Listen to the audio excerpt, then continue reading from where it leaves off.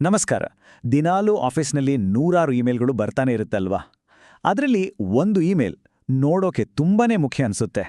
ಆದರೆ ಒಂದೇ ಒಂದು ತಪ್ಪು ಕ್ಲಿಕ್ ಇಡೀ ಕಂಪನಿಯ ಡೇಟಾವನ್ನ ಅಪಾಯಕ್ಕೆ ತಳ್ಬೋದು. ಹಾಗಾದ್ರೆ ಬನ್ನಿ, ಈ ಡಿಜಿಟಲ್ ಬಲೆ ಅಂದ್ರೆ ಏನು, ಅದರಿಂದ ಪಾರಾಗೋದು ಹೇಗೆ ಅಂತ ನೋಡೋಣ.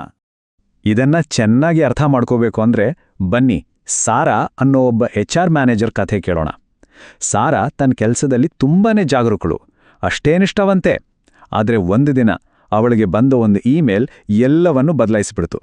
ಆ ಇಮೇಲ್ ಸಬ್ಜೆಕ್ಟ್ ಲೈನ್ ಹೇಗಿತ್ತು ನೋಡಿ.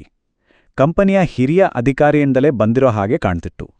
ಅದರಲ್ಲಿ ತುರ್ತಾಗಿ ಎಲ್ಲಾ ಉದ್ಯೋಗಿಗಳ ಡೀಟೇಲ್ಸ್ ಕಳಿಸೋಕೆ ಕೇಳಿದ್ರು. ಟೈಮ್ ಪ್ರೆಷರ್ ಜೊತೆಗೆ ಬಾಸ್ ಹೆಸರು. ಇದರಿಂದ ಸಾರಾಗೆ ಅನುಮಾನ ಪಡೋಕೆ ಚಾನ್ಸೇ ಸಿಗಲಿಲ್ಲ.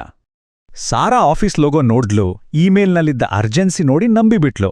ತಕ್ಷಣನೇ ಎಲ್ಲ ಎಂಪ್ಲಾಯೀಸ್ ಡೀಟೇಲ್ಸ್ ಇದ್ದ ಫೈಲನ್ನ ಕಳಿಸ್ಬಿಟ್ಲು. ಅಷ್ಟೇ, ಆ ಇನ್ಫಾರ್ಮೇಷನ್ ನೇರವಾಗಿ ಹೋಗಿದ್ದು ಸ್ಕ್ಯಾಮರ್ಗಳ ಕೈಗೆ. ಅಯ್ಯೋ, ಸಾರಾ ಯಾಕೆ ಹೀಗೆ ಮೋಸ ಹೋದ್ರು? ಆ ಇಮೇಲ್ನಲ್ಲಿ ಅಂಥದ್ದೇನಿತ್ತು? ಬನ್ನಿ, ಆ ಫೇಕ್ ಇಮೇಲನ್ನು ಒಂಥರ ಪೋಸ್ಟ್ ಮಾರ್ಟಮ್ ಮಾಡಿ ನೋಡೋಣ. ಆಗ ನಮಗೆ ಗೊತ್ತಾಗುತ್ತೆ ಇಂಥ ಅಪಾಯಗಳನ್ನು ಗುರ್ತಿಸೋದು ಹೇಗೆ ಅಂತ. ಮೊದಲನೇ ಟ್ರ್ಯಾಪ್ ಅದೇ ಕಂಪನಿಯ ಲೋಗೋ.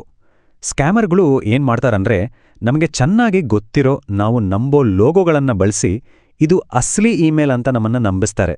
ಇದು ಅವರ ಫಸ್ಟ್ ಸ್ಟೆಪ್. ಇಲ್ಲಿ ನೋಡಿ, ಇದೊಂದು ಸಖತ್ ಇಂಟ್ರೆಸ್ಟಿಂಗ್ ಪಾಯಿಂಟ್. ಕಳಿಸಿರೋರ ಇಮೇಲ್ ಅಡ್ರೆಸ್ಸನ್ನ ಸರಿಯಾಗಿ ಗಮನಿಸಿ.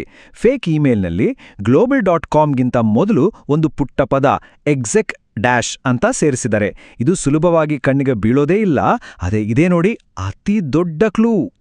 ಈ ಫಿಶಿಂಗ್ ಇಮೇಲ್ಗಳ ಇನ್ನೊಂದು ದೊಡ್ಡ ಟ್ರಿಕ್ ಅಂದ್ರೆ ಸುಮ್ಮನೆ ಒಂದು ಅರ್ಜೆನ್ಸಿ ಕ್ರಿಯೇಟ್ ಮಾಡೋದು.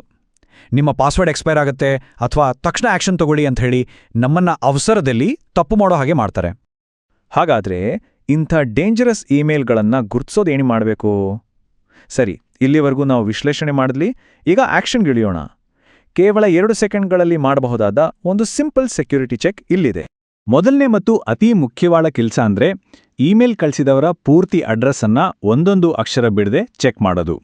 ಎರಡನೇದು, ಯಾವುದೇ ಲಿಂಕ್ ಮೇಲೆ ಕ್ಲಿಕ್ ಮಾಡೋ ಮುಂಚೆ ಅದರ ಮೇಲೆ ಮೌಸ್ ಕರ್ಸರ್ ಇಟ್ಟು ಅದು ನಿಜವಾಗ್ಲೂ ಎಲ್ಲಿಗೆ ಹೋಗುತ್ತೆ ಅಂತ ನೋಡೋದು. ಮಾಡ್ಬೇಕಾದ್ದು ನೋಡ್ವಿ. ಈಗ ಏನು ಮಾಡ್ಲೇಬಾರ್ದು ಅನ್ನೋದನ್ನು ನೋಡೋಣ. ಈ ತುರ್ತು ಡೆಡ್ ಲೈನ್ ಅಂತ ಬರೋದನ್ನ ಯಾವತ್ತೂ ನಂಬೇಡಿ. ಅಚಾನಕ್ಕಾಗಿ ಬರೋ ಶಾರ್ಟ್ ಲಿಂಕ್ಗಳನ್ನ ಕ್ಲಿಕ್ ಮಾಡಲೇಬೇಡಿ. ಮತ್ತೆ ವಿಚಿತ್ರವಾಗಿರೋ ಡೊಮೇನ್ ಹೆಸರುಗಳನ್ನ ಅಸಡ್ಡೆ ಮಾಡೋದು ತುಂಬಾನೇ ಅಪಾಯಕಾರಿ. ಕೊನೆಗೆ ಹೇಳೋದಾದ್ರೆ ನೋಡಿ, ಇಮೇಲ್ ಸೆಕ್ಯೂರಿಟಿ ಅಂದ್ರೆ ಬರೀ ಟೆಕ್ನಿಕ್ಸ್ ಬಗ್ಗೆ ಅಲ್ಲ, ಅದಕ್ಕಿಂತ ಹೆಚ್ಚಾಗಿ ಇದೊಂದು ಜಾಗರೂಕತೆಯ ಮನಸ್ಥಿತಿಯನ್ನ ಬೆಳೆಸ್ಕೊಳ್ಳೋದು. ಹಾಗಾದ್ರೆ ನಾವು ಇದರಿಂದ ಕಲಿಬೇಕಾದ ಪಾಠ ಏನು? ಸಿಂಪಲ್. ಯಾವುದೇ ಇಮೇಲ್ ಎಷ್ಟೇ ಅಸ್ಲಿಯಾಗಿ ಕಂಡ್ರೂ ಕ್ಲಿಕ್ ಮಾಡೋ ಮೊದಲು ಒಂದೇ ಒಂದು ಕ್ಷಣ ನಿಂತು ಯೋಚಿಸಿ.